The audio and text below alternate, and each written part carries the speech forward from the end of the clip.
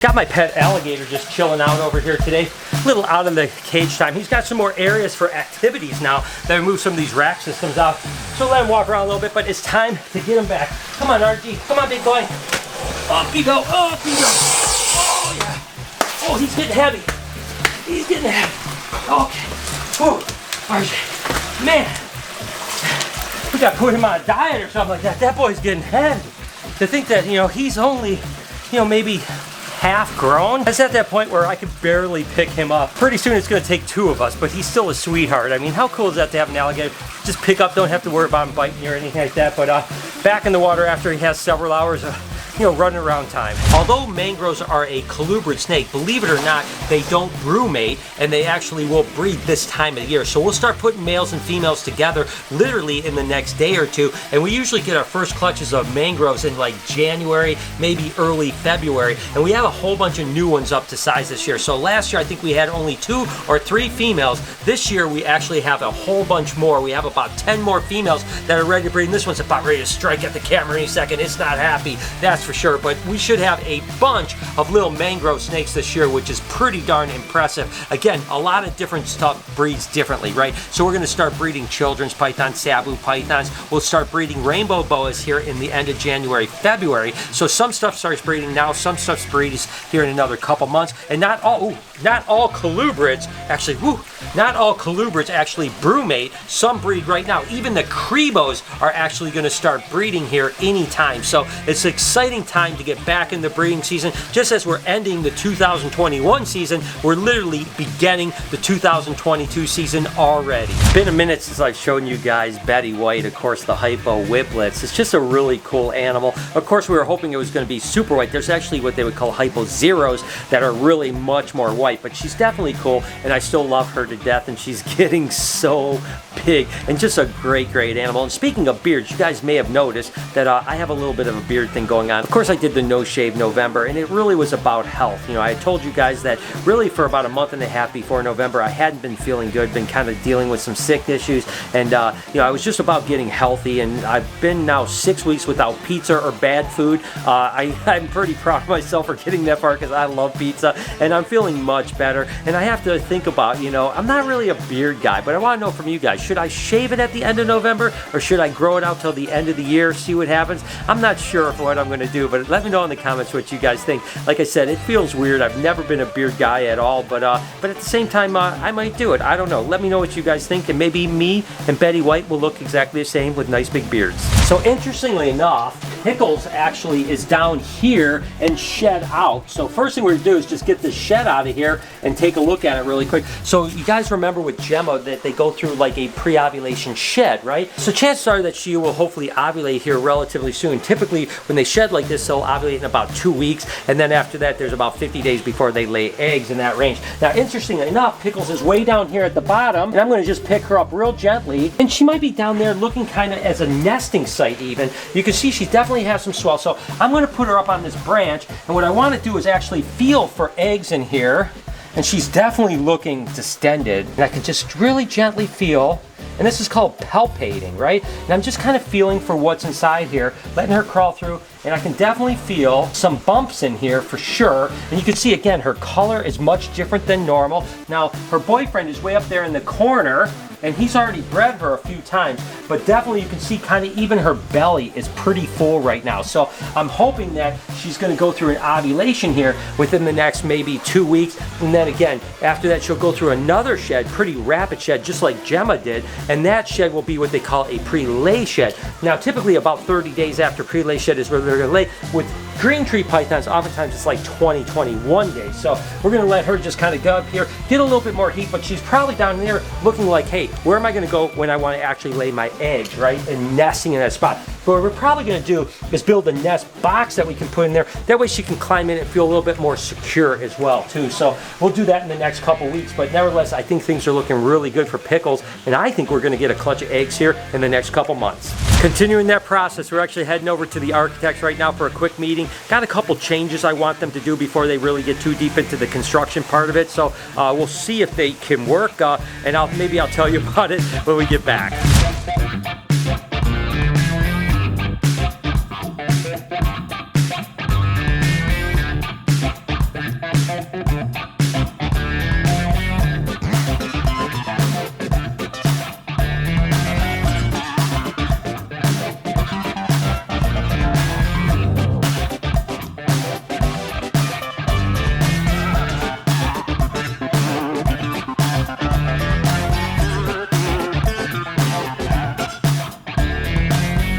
Back from the architects, things went actually really well. Everything that I wanted to do, kind of the new additions and stuff like that, they said I could do, because I want to extend the dig site a little bit by digging out the basement a little bit. They said they could definitely do that. A couple other additions, going to move the offices out. So now, I'll be honest with you, now it's about redesigning the aquarium and the Reptarium so that it all makes sense. So, yep, let's get to it.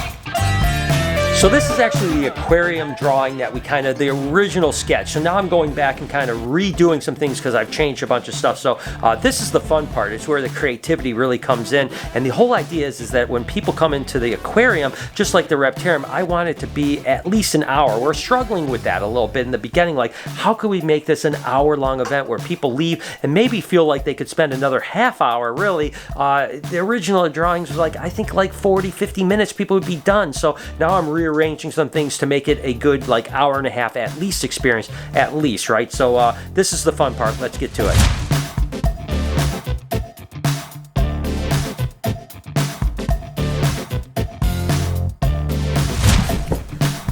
So just kind of jotting things down, and I know that I'm going to show you this. It's going to look like a jumbled mess, but I want to kind of walk you through. So essentially, originally we're going to have the offices upstairs, and actually these were going to be like our offices, have a couple offices back here and stuff like that. The truth is that now we are probably going to buy that building on the back of our parking lot, so we're going to move our offices into that building, which frees up all this new space up here, right? Which means that gives me that extra 30, 40 minutes of timing. Not to mention I redesigned some things here, made some more rooms, just kind of moved these tanks over a little bit. These are like, you know, cylinder tanks here. I'm going to have a koi pond here. Obviously, this is going to be the stingray pool. So what you're going to do is you're going to walk up the stairs or the elevator here. This will be the entrance here. There'll be a 2-floor atrium right here. You walk in now. I move these tanks over a little bit. These will be back, you know, to where you can see through them. Also a glass window here when you walk up into the atrium where you can actually see right into the aquarium, as well as glass over on this side. Now this whole office area here I haven't designed yet, but that can now be all enclosures, tanks and stuff like that.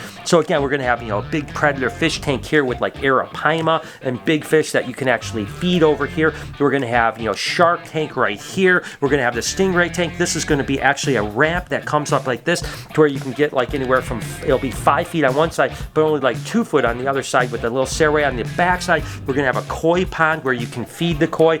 We're actually going to put little alligators up here too. So our patrons that just go to the aquarium can actually feed alligators just like they do down at the Reptarium, of course. We're going to have a fish spot just like we do down right over here. Then over on this wall, we're going to have a bunch of tanks. This is actually the birthday party room here, so a nice big birthday party room for people upstairs. We're going to have a dark room right here where you can walk in on either side. It'll be a dark room. That's where we'll have our jellyfish, we'll have our glowfish, you know, stuff like that that needs to be kind of in the dark area, because this whole area here is going to have a skylight in it, so we have natural light coming in, lots of natural vegetation growing, big trees and stuff like that. And then on this side, again, we're going to have back-to-back tanks. So this side, you're going to see this big curve with giant tanks. I mean, literally like 2,000-3,000 gallon tanks. But on the back side to this back area over here, these are going to be tanks as well. And then, you know, again, lots of designs. So I really think now that we are kind of redesigning it, and I still have a little bit more to go here, but I think that you're going to be able to come in here, and even the general, just kind of, you know, person that wants to go to the aquarium, not the guy like me that would spend 5 minutes looking at each tank,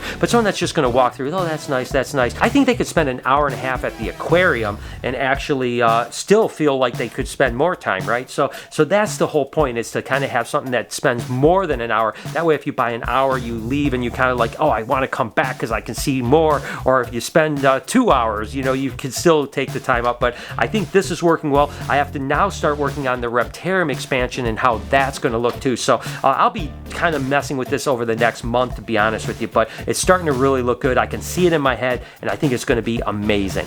We are going to start our breeding process, and the first process, to be totally honest with you, is I have to go through with this piece of paper and mark down every single female and what she is, and you know, her body weight and all that type of stuff, so I have an idea of when I want to actually start breeding her. After that, I have to write down all of the males that we have, and then I have to go through and pair up what I want to breed to what, my breeding groups, which takes a lot. I mean, you know, going through and marking everything, yeah, it'll take me an hour or two, something like that. But then the actual process of deciding what male to breed to what female, that can take like 8-10 hours of scheming. And we have a bunch of new males up to size this year, so it's going to be interesting to decide what to breed to what. It's exciting, right? And then here in another few days after I'm done with all of this, I have to rearrange all of my groups into the actual breeding groups where it makes sense, so that it's the easiest. And basically what we'll do is, like, let's say group 1 is down here, we want the first male to be right here, so we can go 1 male, 2 male, 3 male, and that way we're not walking around in circles and stuff like that. So first thing I have to do, just mark all my females.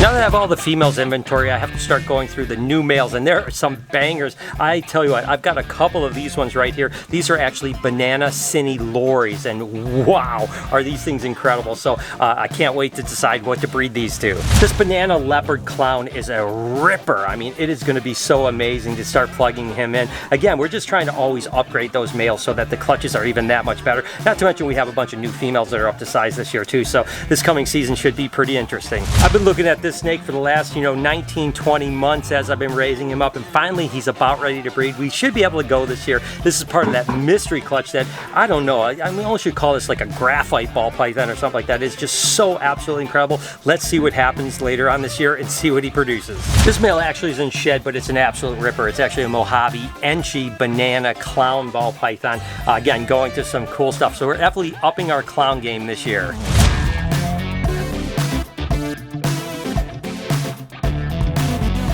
This is actually a banana pewter lesser bongo het for clown. So there's all kinds of stuff going on in it. So I'm excited about that. And this is just a spattering. I mean, we have about 40 males that are up to size that are all bangers this year for the first time. So just trying to decide what to do. So just going to finish this up, and then I have to put my thinking cap on here maybe tomorrow or the next day and get all these groups together. Couldn't be more excited about the fact that we actually have a super lorry leopard male that is big enough to breed this season. So he's definitely going to go to some lorry stuff. He's going to go to some other stuff. You got to remember, because he's super, everything's going to be lorry. But again, now we can get, who knows what we can get, to be honest with you. But he's going to definitely get put to work a lot this year.